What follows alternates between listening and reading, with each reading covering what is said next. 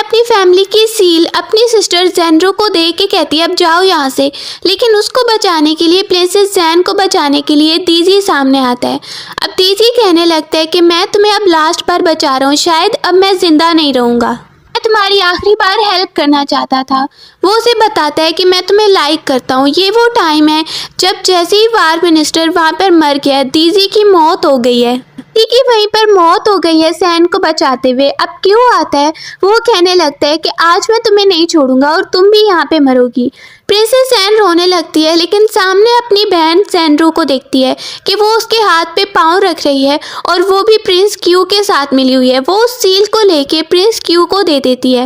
वो दोनों ये सारी प्लानिंग कर रहे थे ताकि वो सबसे बड़ा किंग बन जाए। सैन देखती है कि उसकी बहन ज़ेनरो ने भी उसे धोखा दिया है। वो खुशी से प्रिंस क्यू के साथ खड़ी है और अपनी बहन को कहती है कि आज मैं तुम्हें मार दूंगी। सैन की डेथ हुई है, लेकिन वो रीबॉर्न हो गई है। दिल में सोचने लगती है कि मैं फिर से जिंदा हो गई।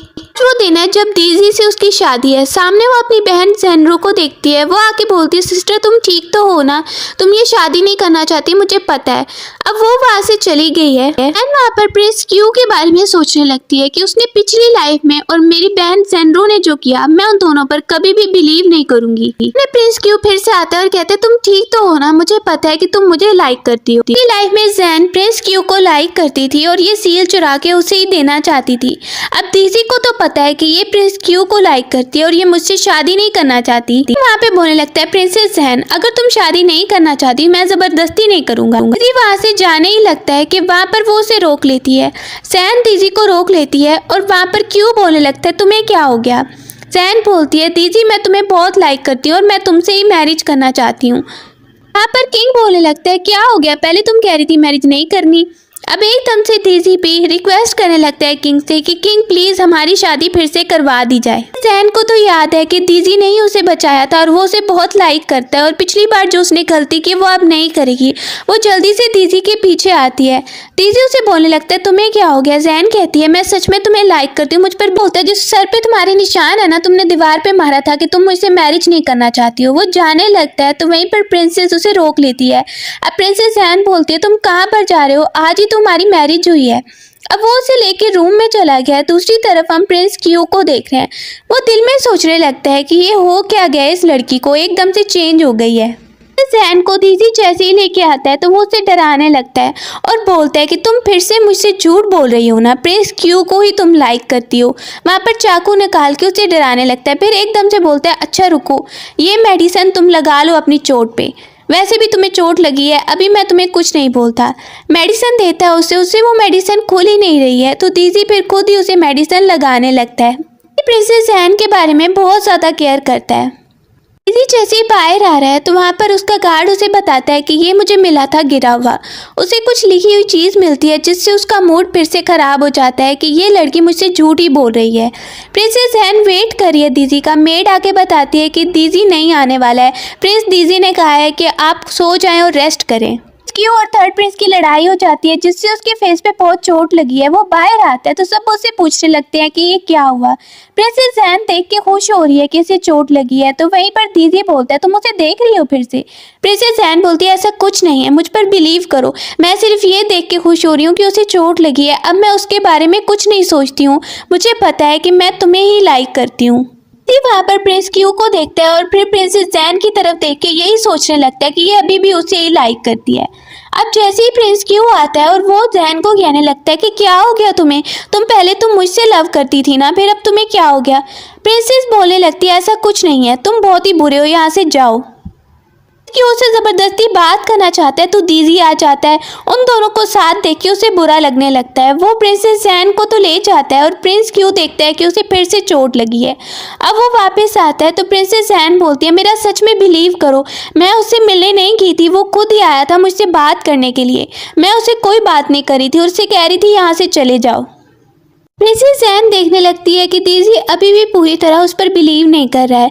दीजी उसकी बातें सुनता है और फिर बोलता है ठीक है, मैं तुम्हारी बात अभी मान लेता हूँ, लेकिन मुझे क्या पता तुम सच बोल रही हो या झूठ। बाहर जैसे ही वो आते हैं तो सामने कुछ किलर्स उन पर अटैक करने आते हैं। अब वहीं पर दीजी प्रिंसेस जैन को बचाने लगता है। प्रिंसेस जैन दूर से एक तीर आता हुआ देखती है, खुद दीजी के सामने खड़ी हो जाती है और तीर उसे लग जाता है प्रिंसेस को। जैसे ही उसे तीर लगा तो वो बेहोश होने लगती है। तेजी वहाँ पर देखता है कि इसने मुझे बचाने के लिए खुद तीर खा लिया। वो बहुत ज़्यादा टेंशन में आ जाता है क्योंकि वो देख रहा है कि उसकी तबीयत बहुत ख़राब हो रही है। उस तीर पर जहर लगा था।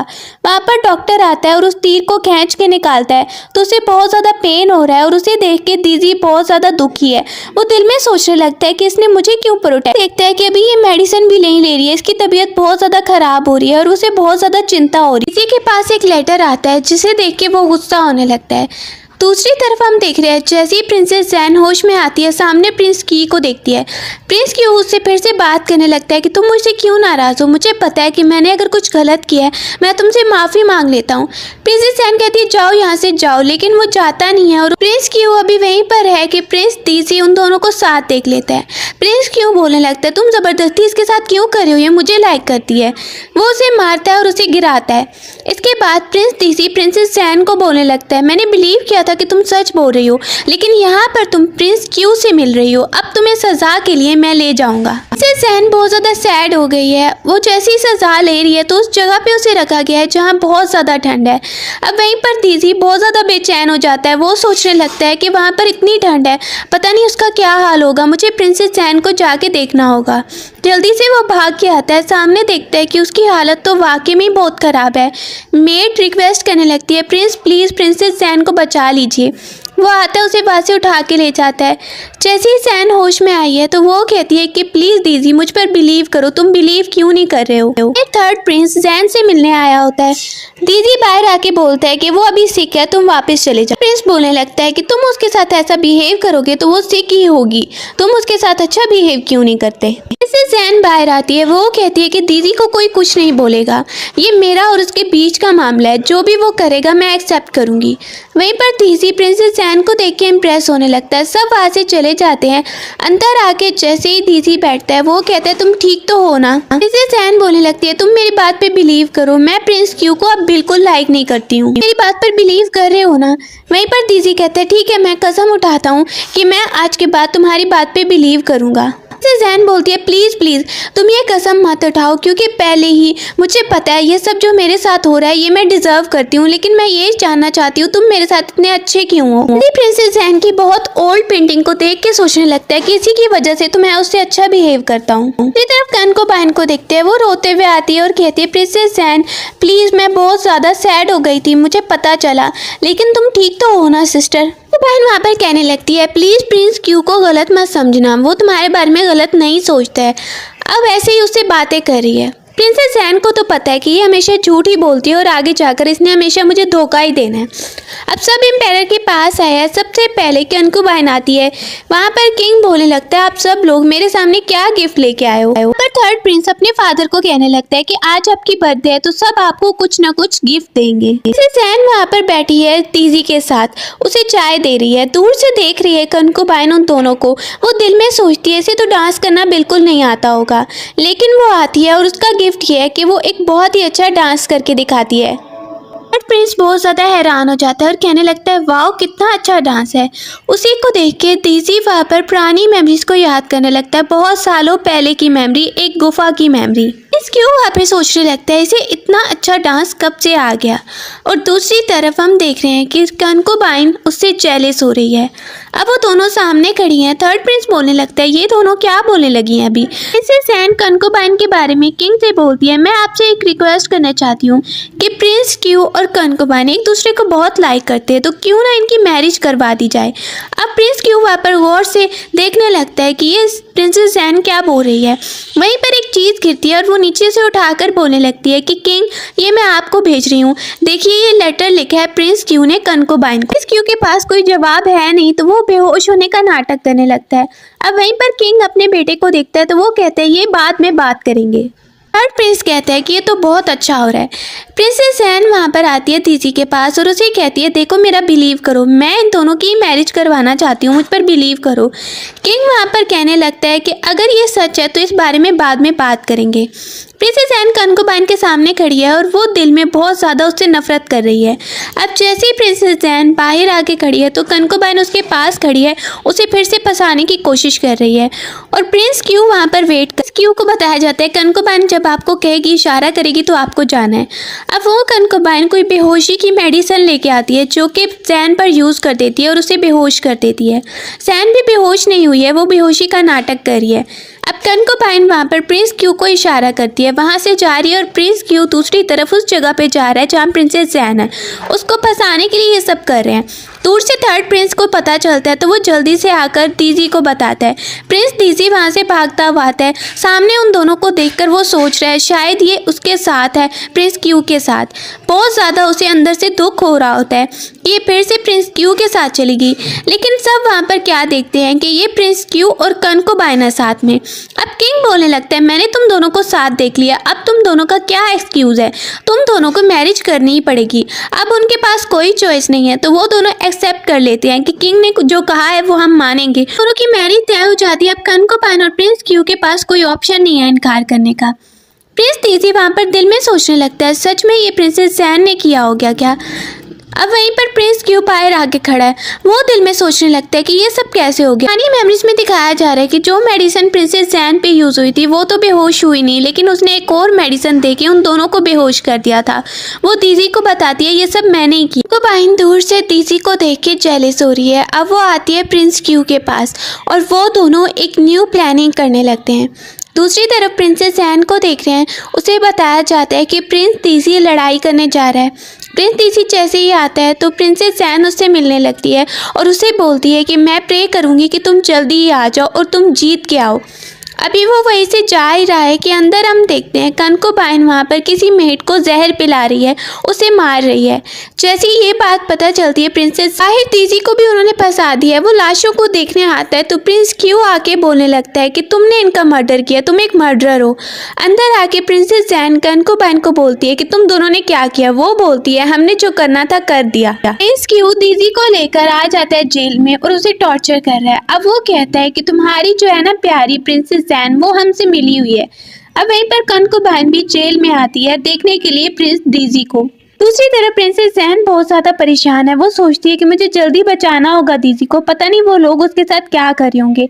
अब वो प्लान बनाकर प्रिंस क्यू के पास आती है, बहुत अच्छा बिहेव करने लगती है। प्रिंस क्यू कहते हैं तुम्हें गलती का एहसास हो गया ना, अब तुम दोबारा मेरे पास आ गई हो। दूसरी तरफ दीजी के खिलाफ एक गवाह को लाया जाता है, वो भी उनके साथ मिला हुआ है। दीजी जैसे ही आता है तो वहाँ पर एम्पायर पूछने लगता है क्या तुमने ये सब कुछ किया। प्रिंस क्यू कहता है कि मैंने खुद देखा है इसको। दीजी बोलते हैं ये सब कुछ सच नहीं है, तुम लोग जल्दी ही एक्सपोज हो जाओगे। कि वहीं पर प्रिंसेस जैन आती है।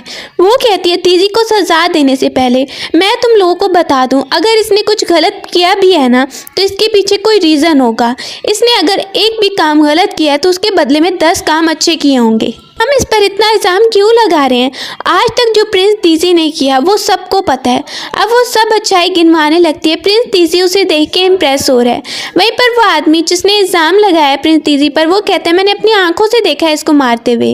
प्रिंसेस जैन उसके सामने आती है। वो कहती है तुमने अपनी आंखों से देखा है ना, तो मुझे इन पिक्चर्स में बताओ कि किस किस को इसने मारा था। आदमी कहते हैं मेरी आंखें सही से काम नहीं करती, मुझे नजर नहीं आता, झूठ बोल रहा है। अब वहीं पर थर्ड प्रिंस आता है और वो बोलते हैं मेरे पास तो पक्का एविडेंस है, अब पता चल जाएगा। वो मेड जो सामने आती है जिसके मरने का बहाना किया गया था, वो मेड सब सच्चाई बता देती है। थर्ड प्रिंस प्रिंस क्यू को कहता है कि तुम जानबूझ के अपने ही भाई को क्यों फंसाना चाह रहे हो, जानबूझ के फंसा रहे थे ना उसे। प्रिंस दीजी आता है और वो कहते हैं कि प्रिंसेस जैन को किसी ने भी हाथ लगाया तो मुझसे बुरा कोई नहीं होगा। प्रिंस क्यू सामने आता है और वो कहते हैं तुम्हें जेल में डलवाऊंगा। वो दोनों लड़ रहे एक दूसरे के लिए कि वहीं पर किंग का ऑर्डर आ जाता है। सब आराम से बैठ जाते हैं। किंग ऑर्डर देता है कि प्रिंस क्यू ने जो भी गलत किया है इसके लिए उसे सजा मिलेगी और प्रिंस दीजी ने कुछ नहीं किया है। और प्रिंस अपने भाई प्रिंस दीजी की इनोसेंस को प्रूव कर देता है। प्रिंस डेज़ी वहाँ पर सोचने लगता है कि प्रिंसेस जैन इतना ज़्यादा उसका साथ क्यों दे रही है। प्रिंसेस दूर से डेज़ी को आता हुआ देखती है तो वो बहुत ज़्यादा सैड होकर उससे कहने लगती है कि मैं तो बहुत डर गई थी, तुम वहाँ पर जेल में गए थे तो मैं सोच रही थी पता नहीं वो लोग तुम्हारे साथ क्या करेंगे। अभी वो दोनों वहीं पर खड़े हैं, बात कर रहे हैं।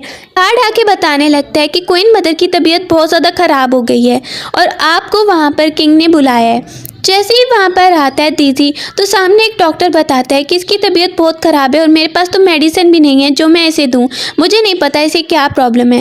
इसे जैन को देख के ही अंदाज़ा हो जाता है कि ये जानबूझ के कर रहा है ये सब कुछ, ये सब प्लानिंग है फिर से प्रिंस क्यू की।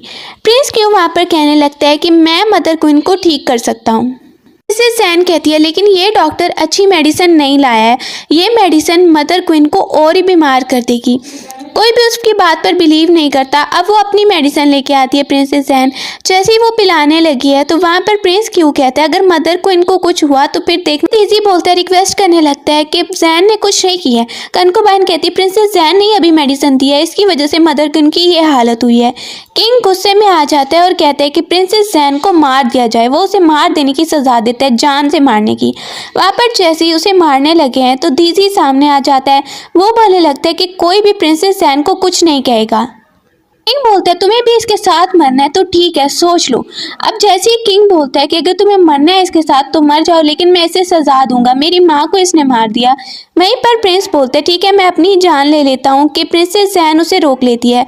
अंदर से थर्ड प्रिंस सबको बुलाती थी, बोलने लगता है तो हम यहाँ से चलते हैं, मदर क्वीन ठीक हो गई है।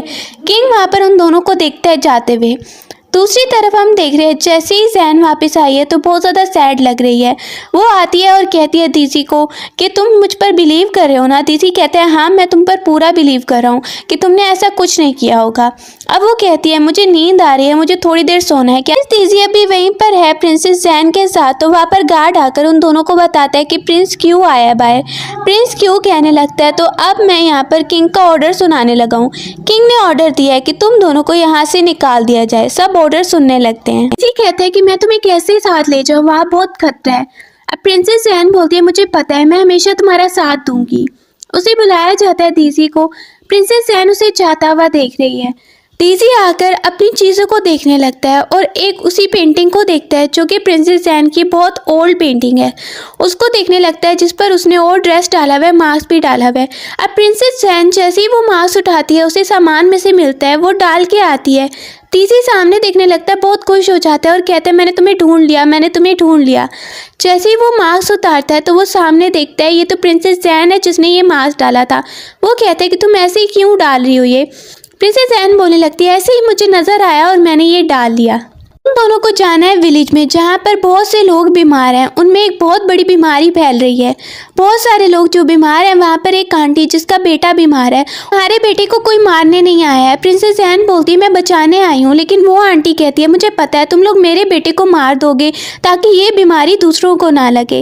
वो मान ही नहीं रहे होते। प्रिंसेस जैन बोलती है मैं मेडिसिन लेके आई हूँ। वो उसी पर हमला करने लगते हैं और कहते हैं चले जाओ यहाँ से, चले जाओ यहाँ से। प्रिंसेस जैन की कोई बात नहीं मान रहे। डेज़ी वहाँ पर अपने गार्ड से कहता है कि मुझे जैन को कुछ नहीं होने देना है, वो अपने ऊपर बीमारी लेगी और फिर अपना इलाज करेगी ताकि लोग उस पर बिलीव करें, लेकिन मुझे ये नहीं होने देना। पानी लाया जाता है जिसमें वो जरासीम है, जर्म्स हैं, तो वो डेज़ी पी लेता है जल्दी से ताकि प्रिंसेस जैन ना पिए। अब वहाँ पर वो आंटी देखने लगती है अब ये बीमार हो गया है। वो जैसे ही उस पानी को पीता है तो बहुत ज़्यादा इल फील करने लगता है। अब वो कहता है कि मुझे प्रिंसेस जैन ठीक कर लेगी। अब वो देखती है कि इसने मेरी जगह खुद पानी पी लिया। जल्दी से वो मेडिसिन बनाती है और सबको दिखाती है कि वो इसको ठीक कर रही है। ये मेडिसिन जो मैं दे रही हूँ ये आप लोगों को भी ठीक कर देगी। डेज़ी की प्रिंस की तबीयत बहुत ज़्यादा खराब हो गई है और प्रिंसेस सारी रात उसका ध्यान रखती है और चेक करती रहती है कि इसे बहुत सख्त फीवर हो गया है। गार्ड से बोलती है वो लोगों को बताओ कि ये वाली मेडिसिन बहुत अच्छी है और वो ये सबको ठीक कर देगी। अब जैसे ही डेज़ी को होश आता है, गार्ड बताता है कि प्रिंसेस ने आपको ठीक किया है। वो फिर से मेडिसिन बना के लाती है और डेज़ी को देने लगती है। डेज़ी वहाँ पर प्रिंसेस जैन को डेज़ी देखता है कि वो कितनी ज़्यादा सैड लग रही है। वो फिर से मेडिसिन पी लेता है ताकि जल्दी ठीक हो जाए। अब वो आंटी प्रिंसेस जैन को बोलती है मेरे बेटे को भी जल्दी मेडिसिन दे दो, कि दूसरी कनकोबाइन एक और मेडिसिन लेके आ जाती है। प्रिंसेस जैन बोलने लगती है तुम्हारी ये मेडिसिन किसी काम की नहीं है। अब वो कनकोबाइन बोलती है लेकिन ये आंटी मेरी मेडिसिन ही पिलाएगी अपने बेटे को, मुझे पता है ये ज़्यादा काम करेगी। वो मेडिसिन के बारे में लड़ने लगती है। प्रिंसेस जैन उस आंटी को कहती है, आंटी आपने देखा था मैंने दीदी को ठीक किया था, फिर आप ये मेडिसिन क्यों नहीं ले रही हैं।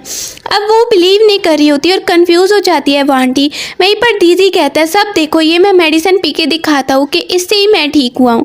वो सबके पी के भी दिखा रहा है। फिर दूसरी तरफ कंकुबाइन वो मेडिसिन उस बच्चे को पिला देती है जिससे वो मरने लग जाता है और ज़्यादा उसकी तबीयत खराब होने लग जाती है। अब प्रिंसेस जैन बोलती है, इसको जल्दी से ठीक करना होगा, देखा तुमने क्या किया। वो आंटी भी रोने लगती है कि मुझे तुम्हारी ही मेडिसिन देनी चाहिए थी। अब कंकुबाइन वहाँ पर वो मेडिसिन देने के बाद चुप हो जाती है। उस बच्चे को प्रिंसेस जैन अपनी मेडिसिन पिलाने लगती है और आंटी को बोलती है जल्दी ये ठीक हो जाए। प्रिंसेस जैन से वो आंटी बहुत ज़्यादा खुश हो जाती है, हैप्पी होकर उसे थैंक यू करने लगती है। हम एक और अंकल को देखते हैं, साथ में जो उसके लड़की खड़ी है वो उसे बता रहा होता है कि हमें उस लड़की को प्रिंसेस जैन को किडनैप करना पड़ेगा। अब जैसे ही रात हो गई है तो वो सोने के लिए टेंट के अंदर आते हैं। तो वहीं पर हम दीजी को देखते हैं कि वो अंदर आता है। उसे देखकर प्रिंसेस जैन वहीं पर बताया जाता है प्रिंस दीजी को कि यहाँ पर बहुत ज़्यादा लोग बीमार हैं, आप जल्दी से यहाँ पर आइए। वो निकलता है और मास्क गिर जाता है। उस मास्क को प्रिंसेस जैन देखने लगती है गौर से कि ऐसा क्यों लगता है, मैंने इसे पहले भी देखा है। जैसे ही दीजी वहाँ से निकला है तो वहीं पर वो देखता है कि प्रिंसेस जैन कहाँ गई। उसको किडनैप करके ले आता है। सामने जो अंकल बैठा है वो कहने लगता है कि तुम्हें बिल्कुल भी याद नहीं है ना तुम्हारी लाइफ के बारे में, पीछे पास्ट में क्या हुआ था। अब प्रिंसेस जैन बोलने लगती है, नहीं मुझे कुछ भी याद नहीं है। अब वहीं पर वो अंकल उसका बोलता है, ठीक है तो अभी मैं तुम्हें थोड़ी देर में याद दिला देता हूँ। जैसे ही वो उसे एक मेडिसिन यूज़ करवाता है उससे मेमोरी उसे याद आने लगती है। उसे याद आता है कि प्रिंस दीजी तो मर्डरर है, मतलब उसने हमारी फैमिली को मार दिया था। जैन को ये याद आता है, उसे मिशन मिलता है कि इस बार तुम्हें दीजी को जान से मारना है।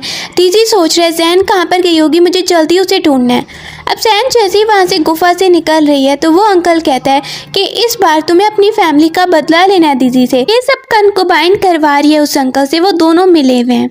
दूसरी तरफ दीजी को देखते हैं, वो वहाँ पर खड़ा है। जैसे ही वो देखता है कि सामने जैन आ रही है तो वो तलवार उसके सामने कर देती है और बोलती है कि तुमने मेरी फैमिली को मारा था, तुम मुझे बताओ कि तुमने मेरे फादर या मेरे भाई को मारा था। तुम आज तक मुझसे झूठ बोलते रहे हो ना और अभी भी झूठ ही बोल रहे हो, मुझे नहीं पता था तुम ऐसे निकलोगे। दीजी वहाँ पर उसे मनाने की कोशिश करने लगता है और कहते हैं कि तुम्हें मेमोरीज याद आ गई, मेरी बात सुनो, मेरी एक्सप्लेनेशन सुनो। उनको याद आता है कि उसके अंकल ने उसे बोला है कि दीजी को इस बार तुम्हें खत्म करना ही है वरना हम तुम्हें कुछ कर देंगे।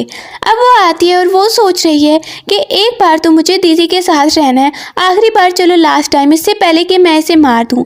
वो उसे ड्रेस देता है और कहता है ये तुम पहना करती थी जब मैंने फर्स्ट टाइम तुम्हें देखा था। अब वहाँ पर वही ड्रेस और वही सारी चीज़ें डाल के आ जाती है जैन। उसे देख के दीदी बहुत ज़्यादा हैप्पी लग रहा है। वो कहते हैं चलो मेरे साथ चलो। दीदी उसे एक गुफा में लेके आता है और वहाँ पर बैठकर उसे पुरानी मेमोरीज के बारे में बताने लगता है। वो कहते हैं मैं तुम्हें बताता हूँ कि पास्ट में क्या हुआ था। पास्ट में तुम मुझे मारना चाहती थी, मैं जब यहाँ पे आया था तो मैं भी एक किलर बन के ही आया था और फर्स्ट टाइम मैंने तुम्हें इस गुफा में देखा था। तुम यहाँ पर मास्क लगाकर डांस कर रही थी, सामने डांस कर रही थी हमारे। मैंने जब तुम्हें देखा तो मैं उस टाइम ही तुम्हें लाइक करने लग गया था। अब तुम मुझे मारना चाहती थी लेकिन बार बार तुम्हें मौका मिला और तुम मुझे नहीं मार सकी। पूछने लगती है फिर क्या हुआ था, मैंने कैसे तुम्हें नहीं मारा।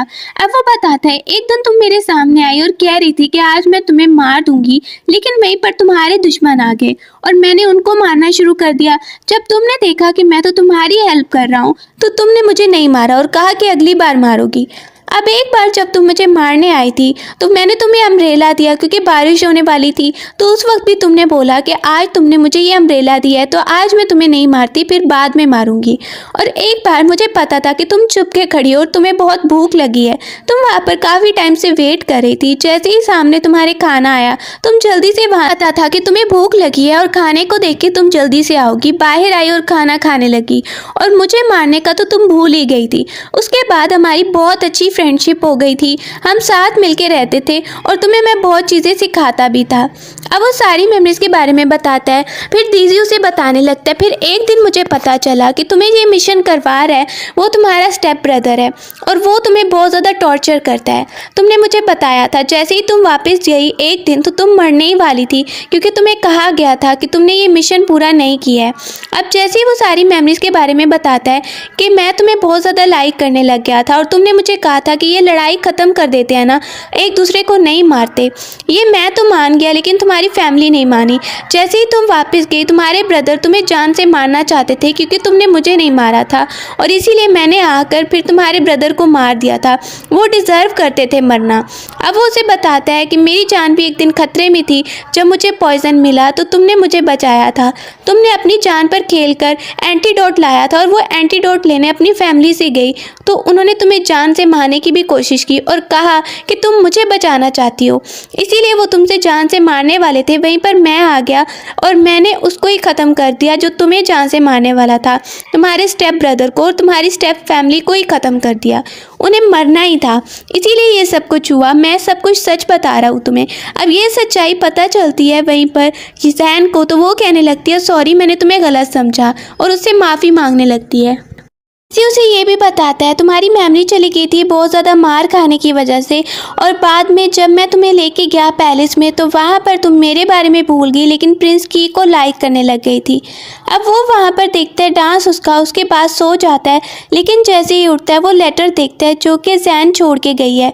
उसमें लिखा होता है जैन ने कि मैं सब कुछ ठीक करने जा रही हूँ, सब पुरानी मेमोरीज़ को याद करते हुए।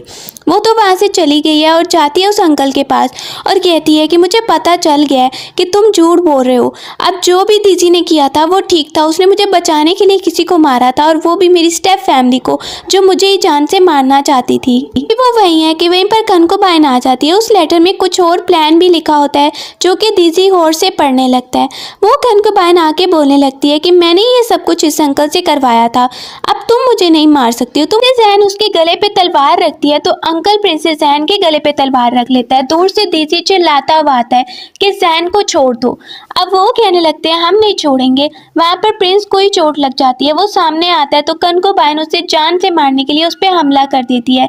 जैन वहाँ पे चिल्लाने लगती है और कहती है छोड़ो इसे। दूसरी तरफ वहाँ पर गार्ड्स आ जाते हैं और वहाँ पर प्रिंस दीजी तो बेहोश है। थर्ड प्रिंस आता है उनको बचाने के लिए और वहाँ पर ऑर्डर भी लेके आता है किंग का। किंग उन दोनों को ऑर्डर देता है कि ये दोनों ही यहाँ पर बनेंगे किंग और उसकी प्रिंसेस। वो ये ऑर्डर दे देता है और दूसरे प्रिंस क्यू को बोलता है कि तुमने बहुत ही बुरा किया इनके साथ, मुझे सब कुछ पता चला है, अब इसीलिए मैं तुम्हें कोई सीट नहीं दे रहा हूँ। प्रिंस क्यू को वहाँ से ले जाया जाता है और दोनों ये बहुत ज़्यादा खुश लग रहे हैं। किन भी बहुत ज़्यादा सेटिस्फाई है उनसे। अब वहाँ पर ही जैन बोलने लगती है दीदी मुझे तुम सिखाओ ना कि निशाना कैसे लगाते हैं, मार्शल आर्ट सीखना है मुझे ताकि मैं तुम्हें प्रोटेक्ट कर सकूँ। अब वो बाहर आता है, वहाँ पर कहता है चलो मैं तुम्हें निशाना लगाना सिखाता हूँ। वो सामने खड़े हुए आदमी के बालों में निशाना लगाता है और दोनों हंसने लगते हैं। अब हम देख रहे हैं दीदी वहाँ पर बैठ के आराम से कुछ पढ़ रहा है तो वहाँ पर गार्ड आता है और वो बताता है कि प्रिंसेस ने आपको इनवाइट किया बाहर। वो दोनों बाहर आते हैं और वहाँ पर कुछ लेटर लेकर उन दोनों को देखने लगते हैं। दीजी वहाँ पर बहुत ज़्यादा खुश है और जैन भी। जैन कहती है ये देखो ये बहुत अच्छा है, ये हमें लेना होगा। इधर उधर वो चीज़ों को देखने लगती है और बहुत सारे लेटर लेती है। सामने वो देखती है उसे कुछ नज़र आता है कि प्रिंस क्यू तो बाहर है, हमें तो लगा था वो जेल में है। दीजी भी उनको देखने लगता है। प्रिंस क्यू वहाँ पर कुछ ऑर्डर लेके खड़ा है और उसके साथ एक हेयर पिन लेके खड़ा है जो कि हेयर पिन है प्रिंसेस जैन की। वो प्रिंसेस जैन की हेयर पिन और वो ऑर्डर जो लेके खड़ा है उसको रख देता है दीजी के लिए और वापस आता है और किंग को बोलने लगता है कि मैं आपके खिलाफ जाना चाहता हूँ। अब दूसरी तरफ हम कनकोबाइन को देख रहे हैं कि वो लेके आ जाती है प्रिंसेस जैन को, क्योंकि दीजी किसी साइड पे चला गया है। वो समझ रहा होता है कि प्रिंसेस जैन ने उसे बुलाया है। अब किंग कहने लगता है कि सब बेटों में से एक तुम मेरे बेटे हो जो मेरे खिलाफ जाना चाहता है। दूसरी तरफ दीजी उसको पता चलता है कि प्रिंसेस जैन तो कहीं और पे है। अब वो जैसे मिशन के लिए निकला था, दूसरी तरफ प्रिंसेस जैन कनकोबाइन के पास है। वो उसे मार मार के कह रही होती है कि अब देखना कि कौन सीट पर बैठेगा। सीट पर वही बैठेगा प्रिंस क्यू, क्योंकि अभी तो है नहीं तुम्हारा दीजी, वो तो है नहीं, क्या करेगा तुम्हें बचाने के लिए। कनकोबाइन उसे मार रही है। वहीं पर हम देखते हैं कि प्रिंस क्यू अपने फादर से लड़ रहा है कि मुझे सीट पे बैठना है। कनकोबाइन को बोलने लगती है। जैन की तरफ गार्ड प्रिंस दीजी को बताने आता है कि वहाँ पर प्रिंसेस जैन को पकड़ लिया गया, आपको वहाँ पर जल्दी जाना होगा। जैन पुरानी मेमोरीज को याद करिए, शायद मेरी एंडिंग फिर से वही होने वाली है। लेकिन वहीं पर दीजी वापस आ जाता है और वो कहने लगता है कि जैन को तो मैं बचा के ही रहूँगा। प्रिंसेस जैन दीजी को देख के बोलती है तुम यहाँ पर क्यों आए, चले जाओ यहाँ से। अब दीजी बोलते हैं मैं तुम्हें अकेले नहीं छोड़ सकता था। प्रिंस क्यू के सामने खड़ा हो जाता है। दीजी उसे बोलने लगता है कि प्रिंसेस जैन को अभी यहाँ से छोड़ो। अब वो कहता है अगर तुम्हें इसे छुड़वाना है ना तो तुम्हें खुद मरना पड़ेगा। वो प्रिंस की से मुकाबला करने लगता है। वो सील प्रिंस क्यू को दे देता है और उसे कहता है कि इसके बदले में तुम जैन को कुछ नहीं कहोगे। उसे छुड़वा लेता है और वो सील उसे दे देता है कि तुम ही बन जाओ किंग। लेकिन फिर भी वो हमला करवा देता है और उसके सामने आ जाता है दीजी प्रिंसेस जैन को बचाने के लिए। वो बहुत रोने लगती है लेकिन वो देखती है कि उसकी बॉडी पर तीर नहीं लगा है क्योंकि उसने ऐसा सूट पहना था। अब वो जल्दी से हमला उन पर करने लगता है प्रिंस क्यू पर। अपने आदमियों को बुलवाता है और उन पर वो एकदम से हमला करते हैं। प्रिंस क्यू को वहाँ फंसा देता है। वो सामने जो किंग बैठा है वो भी अपने बेटे को पकड़वा देता है। उसे बोलने लगता है कि बहुत ज़्यादा अफसोस हो रहा है मुझे कि तुमने मेरे खिलाफ गए, सारे बेटों में से एक तुम ही हो जो मेरे खिलाफ गए। वो सील दे देता है दीजी को और प्रिंस क्यू को कहता है कि अब तुम्हें सज़ा मिलेगी और तुम्हें जेल में ही जाना पड़ेगा पूरी लाइफ के लिए। उसका फादर सैड हो रहा है कि ये भी मेरा बेटा ही है लेकिन मुझे इसे सज़ा देनी ही होगी ताकि सबको पता चले कि आगे से वो ऐसा ना करें। अब वो कहता है कि मुझे बहुत ही ज़्यादा दुख हो रहा है तुम पर कि तुम मेरे खिलाफ गए हो। प्रिंस क्यू वहाँ पर दोबारा से हमला करने लगता है दीजी पर, उसे जान से मारने के लिए। दीजी वहाँ पर प्रिंस क्यू पर हमला कर देते हैं जिससे वो वहीं पर मर जाता है और उसकी वहीं पर डेथ हो जाती है। दूसरी तरफ दीजी को वो सील मिल गई है। उसका फादर कहता है कि तुम ही मेरी सीट पर बैठोगे क्योंकि तुमने स्टार्ट से ही सिंसेरिटी से काम किया है। अब वो कहते हैं तुम लोग जाओ। जैसे ही वो आया पुरानी मेमोरीज को याद करने लगते हैं, एकदम से उठती है वहाँ पर जैन और वो कहने लगती है दीजी तुम ठीक तो हो ना। दीजी कहता है मैं बिल्कुल ठीक हूँ। डॉक्टर को बुलवाया जाता है और वो प्रिंसेस जैन का चेकअप करता है और बताता है कि ये बिल्कुल ठीक है। अब वहीं पर ऑर्डर आता है और बताया जाता है कि आप लोग ही किंग और प्रिंसेस बनेंगे। प्रिंसेस जैन और दीजी की मैरिज तो पहले हो चुकी है लेकिन अब वो किंग और प्रिंसेस बन चुके हैं तो वो दोनों बहुत ज़्यादा हैप्पी हैं, सबके सामने आकर खड़े हुए हैं और इसी के साथ ये स्टोरी हैप्पी एंडिंग के साथ ख़त्म हो जाती है।